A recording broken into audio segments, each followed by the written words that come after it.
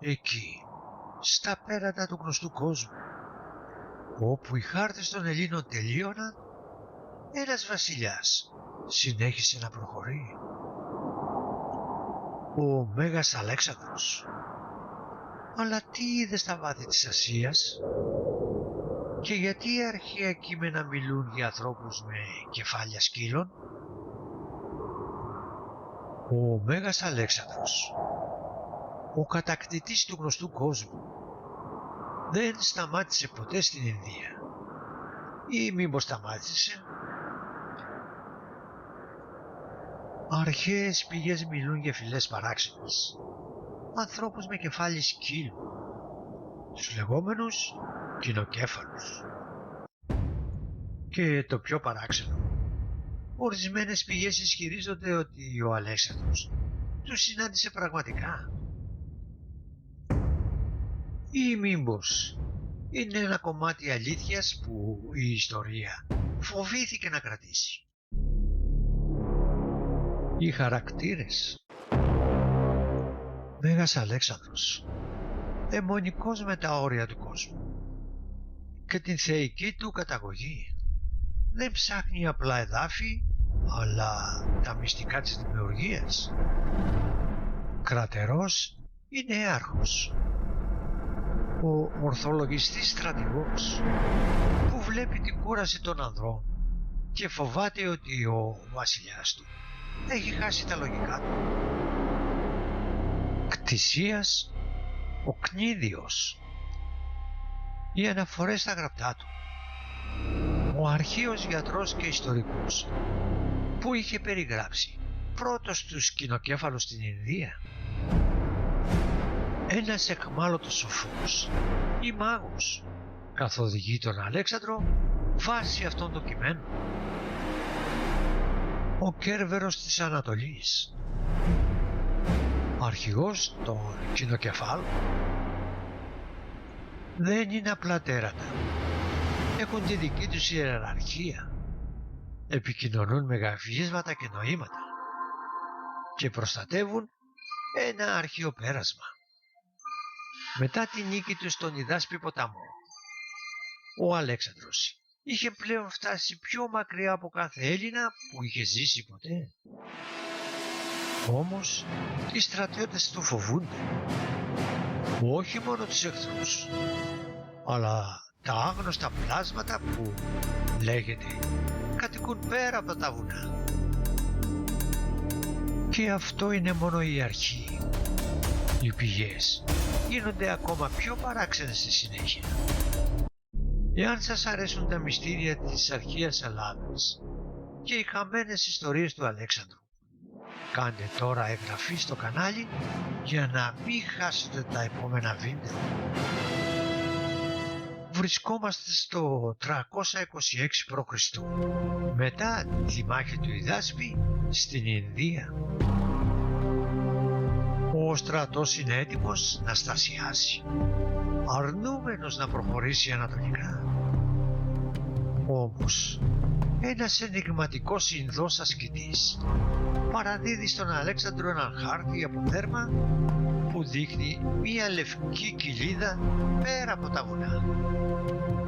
Ο χάρτης μιλάει για κοινοκέφαλους, ανθρώπους που δεν μιλούν αλλά γαφγίζουν, ζουν σε σπηλιές και είναι ανίκητοι στη μάχη. Ο Αλέξανδρος, αντί να επιστρέψει, παίρνει μια επίλεκτη ομάδα, τους εταίρους και μερικούς υπασπιστές, με το πρόσχημα μιας αναγνωριστικής αποστολής. Κείμενα όπως το Αλεξάνδρου μυθιστόρημα περιγράφουν κάτι παράξενο. Το Αλεξάνδρου μυθιστόρημα δεν είναι ιστορία, αλλά ούτε και απλό παραμύθι. Εκεί ο Αλέξανδρος συναντά ανθρώπους γίγαντες, φύλες μονόφθαλμων και τους κοινοκέφαλους, πλάσματα με σώμα ανθρώπου και κεφάλι σκύλου. Και όσα ακούσετε στη συνέχεια είναι ακόμα πιο παράξενα. Εάν δεν έχετε κάνει εγγραφή, τώρα είναι η κατάλληλη στιγμή. Η κοινοκέφαλη δεν είναι ελληνική εφεύρεση.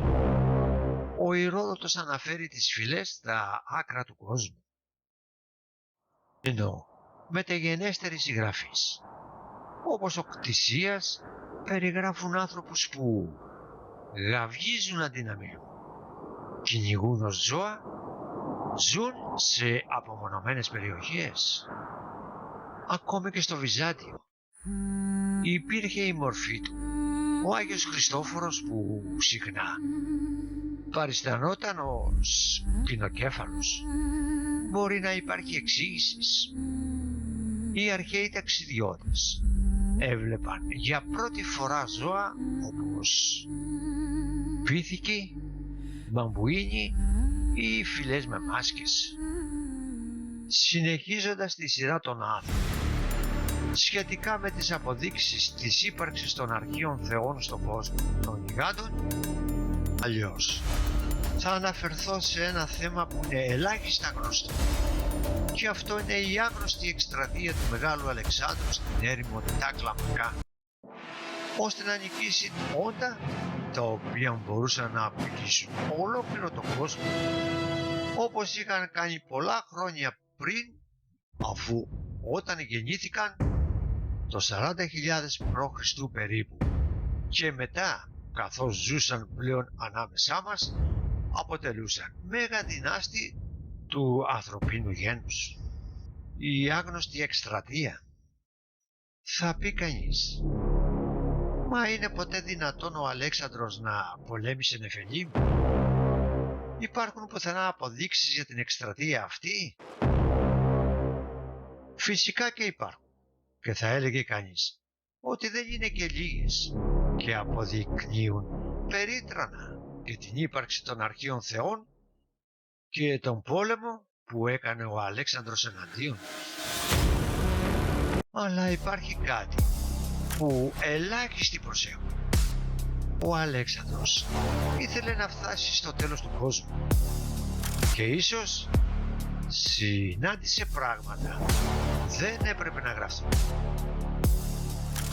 Ίσως γι' αυτό η ιστορία τελειώνει εκεί που αρχίζει ο μύθος.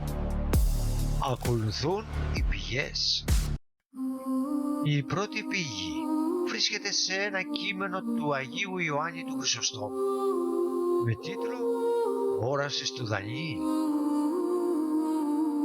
Στα λατινικά μας έχει σωθεί και αναφέρει για το πώς συνάντησε ο Αλέξανδρος τους κοινοκέφαλους, και όχι μόνο αυτούς, και αφού νίκησε, μετά από δέηση στο Θεό, ο Αλέξανδρος πίστευε σε ένα Θεό, και θα το δείτε αυτό στο κείμενο.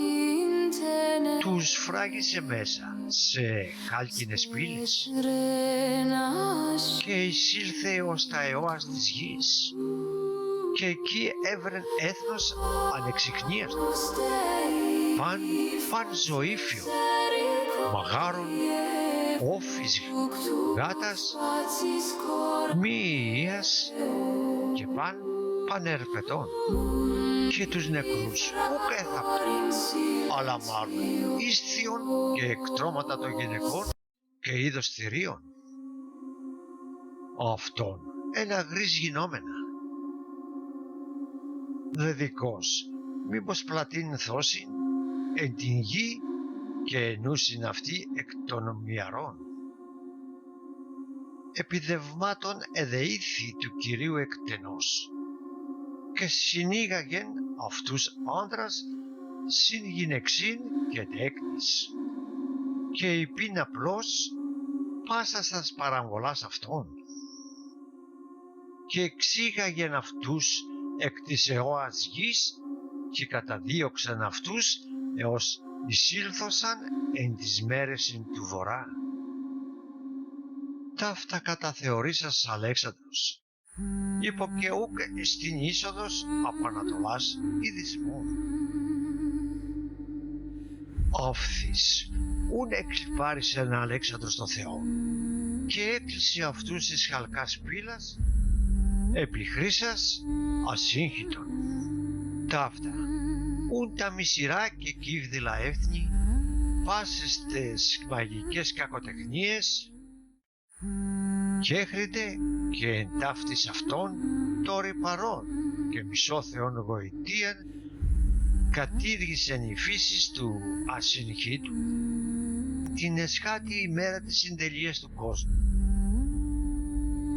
Εξελεύσονται κοινοκέφαλοι, σαυρομάτε, Γόγ, Μαγόγ, ούτε οι σύνοι μετά οι οφ βασιλεύς καθεστήκασιν εντός των πυλών, ας κατασκεύασε. Αλέξανδρος ο βασιλεύς. Μετάφραση. Και αφού εμπήκε σε εκείνη τη γη, βρήκε ένα έθνος άγνωστο, αλλά και κάθε ζωήφιο βρώμικο, και φίδια και γάτες και μύγες και κάθε ερπετό, και τους νεκρούς δεν τους έθαβαν, αλλά τους έτρωγαν όπως τα προϊόντα των εκτρώσεων των γυναικών, αλλά και κάθε είδος θηρίου. Όλα αυτά βλέποντας ο Αλέξανδρος και με το φόβο μήπως φύγουν από εκείνο το μέρος και ξεχυθούν σε όλη τη γη και τη μολύνουν με τις βρωμερές τους πράξεις, και τους μάζεψε όλους αυτούς μαζί με τα παιδιά τους, τους άντρες και τις γυναίκες τους. Και αφού μετά λοιπόν τους έβγαλε από εκείνη τη γη, τους καταδίωξε ως ότου μπήκαν στα μέρη του βορρά, και δεν υπήρχε άλλη είσοδος, ούτε από Ανατολή ούτε από Δύση. Αμέσως παρακάλεσε τον Θεό ο Αλέξανδρος και έκλεισε αυτούς σε χάλκινες πύλες, τις οποίες έντυσε με ασύγκριτο γυαλί, ενεργειακό πεδίο. Παρά το ότι μετά τα βρωμερά αυτά γένη δοκίμασαν όλους τους μαγικούς τρόπους που ήξεραν μέσω των κακών τους τεχνών, και τη μυαρή και μισόθεη δύναμή τους κατέργησε την ιδιότητα του γυαλιού αυτού. Στις τελικές ημέρες προς τη συντέλεια του κόσμου θα βγουν οι κοινοκέφαλοι, οι σαυρομάτες, οι Γόγ και οι Μαγόγ, και αυτοί είναι μαζί με άλλους βασιλείς, 72 βασιλείς των Νεφελίμ, δηλαδή οι 72 τους οποίους έκλεισε μέσα στις πύλες ο βασιλιάς Αλέξανδρος. Στο βασίλειο των κτηνών η ομάδα διεισδύει σε μια προσπέλαστη ομιχλώδη κοιλάδα. Η ατμόσφαιρα αλλάζει, η φύση γίνεται πιο άγρια. Σύντομα αρχίζουν οι επιθέσεις. Ο Αλέξανδρος βαδίζει μπροστά, κρατώντας το σπαθί του χαμηλά. Δίπλα του ο Κρατερός κοιτάζει γύρω του νευρικός, με το χέρι του στη λαβή του ξύφους. Πίσω τους 10 επίλεκτοι υπασπιστές κινούνται σε σχηματισμό μάχης. Κρατερός, χαμηλόφωνα, σχεδόν ψιθυριστά. Βασιλιά μου, οι άντρες δεν βλέπουν ούτε στα 2 βήματα. Αν μας στήσουν ενέδρα εδώ, η φάλαγγα είναι άκριστη. Πρέπει να γυρίσουμε πίσω στο στρατόπεδο. Αλέξανδρος, χωρίς να σταματήσει, πίσω είναι ο φόβος. Κρατερέ, μπροστά μας είναι αυτό που έκρυβαν οι θεοί από τους ανθρώπους. Δεν ακούς? Οι στρατιώτες σταματούν. Απόλυτη σιωπή. Μόνο ο ήχος του ανέμου. Ξαφνικά, μέσα από την ομίχλη ακούγεται ένας υπόκοφος βαθύς ήχος, σαν γρίλισμα μεγάλου σκύλου, αλλά με ανθρώπινη χρειά. Υπασπιστής, τρομαγμένος. Τι ήταν αυτό?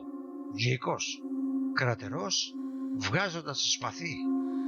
Κλείστε τις ασπίδες, τώρα! Μία σκιά περνάει πάνω από τα κεφάλια τους, πηδώντας από το ένα δέντρο στο άλλο με απίστευτη ταχύτητα. Αλέξανδρος κοιτάζει ψηλά, τα μάτια του λάμπουν. Δεν είναι λύκοι. Απότομα, μέσα στην ομίχλη, εκτοξεύεται ένα βαρύ ακόντιο. Καρφώνεται στο λαιμό του πρώτου υπασπιστή. Ο άντρας πέφτει νεκρός στο έδαφος. Πριν προλάβουν να αντιδράσουν, 3 πλάσματα ορμούν από τα βράχια. Είναι οι κοινοκέφαλοι. Το σώμα τους είναι ανθρώπινο, μειώδες, καλυμμένο με λάσπη και σημάδια, αλλά το κεφάλι τους είναι άγριου θηρίου, με κοφτερά δόντια και μάτια που γυαλίζουν. Κινούνται στα 4 για να αποκτήσουν ταχύτητα, αλλά σηκώνονται όρθιοι όταν επιτίθονται, κρατώντας πρωτόγωνα αλλά βαριά σπαθιά. Ο κρατερός φωνάζει: «Μα τους θεούς, τι είναι αυτά τα κτίνη?» Ένας κοινοκέφαλος όρμα πάνω στο κρατερό, βγάζοντας ένα τρομακτικό γάβισμα κραυγή. Οι σπαθιές τους συγκρούονται με δύναμη. Ο κρατερός υποχωρεί από την ορμή, αλλά καταφέρνει να κρατήσει την ασπίδα του. Άλλοι 2 κοινοκέφαλοι κυκλώνουν τον Αλέξανδρο. Ο ένας χτυπάει με μανία. Ο Αλέξανδρος αποφεύγει το χτύπημα με έλλειμμα. Γυρίζει γρήγορα και καρφώνει το ψήφο στα πλευρά του πλάσματος. Το πλάσμα βγάζει ένα ανθρώπινο πόνο. Πέφτει στα γόνατα, αλλά δεν πεθαίνει αμέσως. Κοιτάζει τον Αλέξανδρο στα μάτια, δείχνοντάς του τα δόντια, γεμάτο λύσσα. Ο δεύτερος κοινοκέφαλος, βλέποντας τον σύντροφό του να πέφτει, βγάζει ένα μακρό συρτό απόκοσμο ουρλιαχτό που αντυχεί σε όλη την κοιλιά. Από μακριά, μέσα στην ομίχλη, ακούγονται δεκάδες άλλα ουρλιαχτά να απαντούν. Ο κρατερός, καθώς σκοτώνει το πλάσμα που του επιτέθηκε: «Βασιλιά μου, έρχεται όλοι οι αγγέλοι, πρέπει να συμπηχθούμε». Ο Αλέξανδρος μένει για μια στιγμή ακίνητος, κοιτάζοντας το αίμα του κοινοκέφαλου επάνω στο σπαθί του. Ο Αλέξανδρος, με φωνή γεμάτη δέος και αποφασιστικότητα: «Όχι, εδώ θα σταθώ.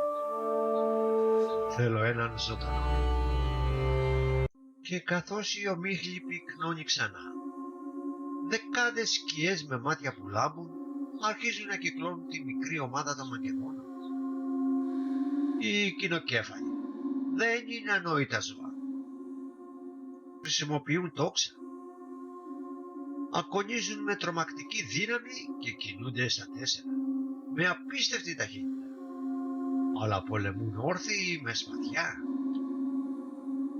Ο Μακεδονικός στρατός, μαθημένος στη δομημένη φάλαγγα, δυσκολεύεται να αντιμετωπίσει έναν εχθρό που επιτίθεται από τα δέντρα και τα βράχια σαν αγγέλη λύκων.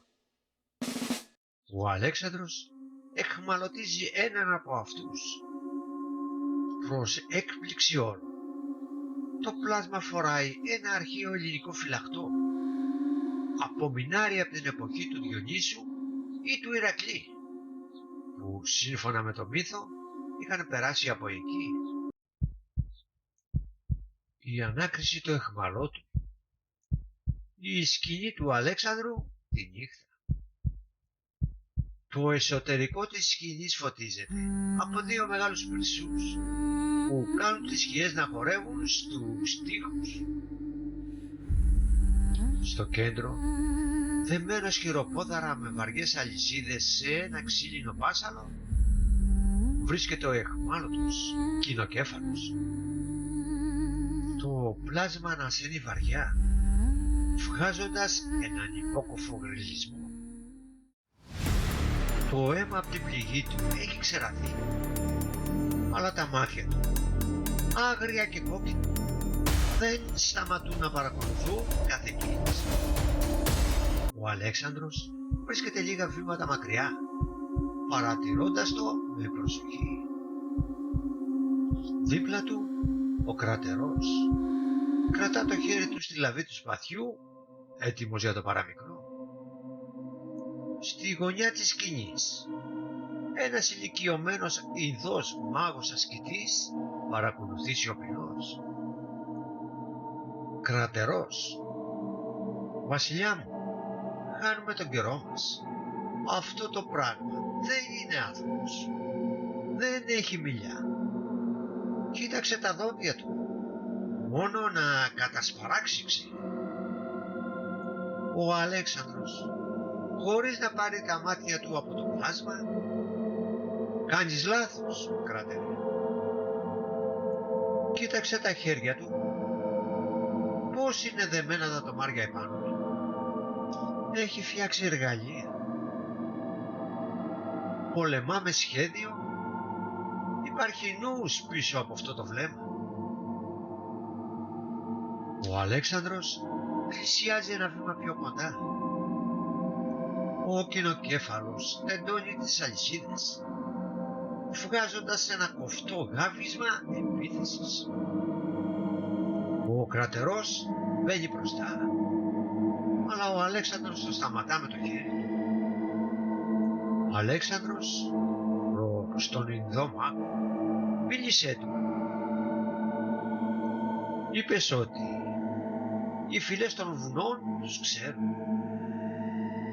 Ο Ινδός μάγος κουνά το κεφάλι του αρνητικά. «Δεν έχουν λέξεις, μεγάλε βασιλιά. Μιλούν με τον ήχο του θυμού και του φόβου, όπως τα θηρία. Αλλά καταλαβαίνουν την υποταγή. Αν δεν τους βάζεις στο τράγελο, δεν θα μάθεις τίποτα».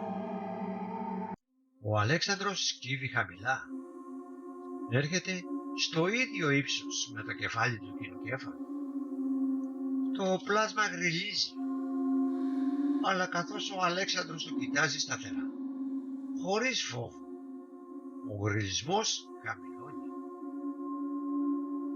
Ξαφνικά το βλέμμα του Αλέξανδρου πέφτει στο στήθος του πλάσματος.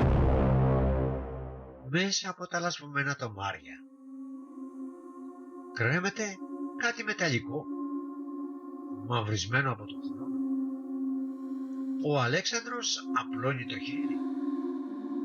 «Κρατερός, Αλέξανδρε, όχι». Ο Αλέξανδρος πιάνει το αντικείμενο και το τραβά.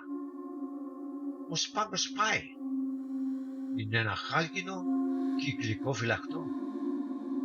Καθώς ο Αλέξανδρος σκουπίζει τη λάσπη με τον αντίχειρά του, το πρόσωπό του παγώνει.